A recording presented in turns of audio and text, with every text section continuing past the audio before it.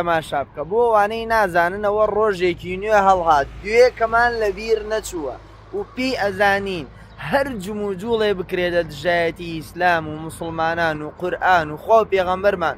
صلی الله عليه وسلم دڵنیابە پەنجاکەین بەو چاوانە دڵنیابە هەڵوێستمانە بێ و ناتوانن بدەن لە شکۆی لە 195 ئەو خەڵکەی کە پێیان ناواتە سەر ئەم عەرزە ئەرزی کوردستان. دوێکە لە سلێمانی لە زانکۆی ئەمریکی گروپێکی بێدین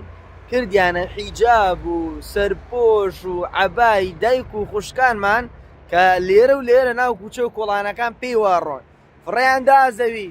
و سوکایەتیان پێکردوە پێش چاوی کەناڵەکان.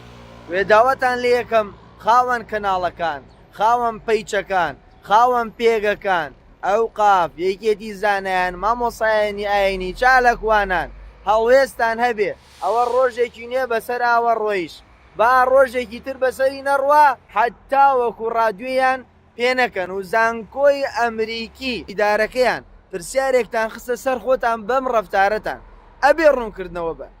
هیوادارم هەموو موسڵمانێک هەڵوێستی هەبێ.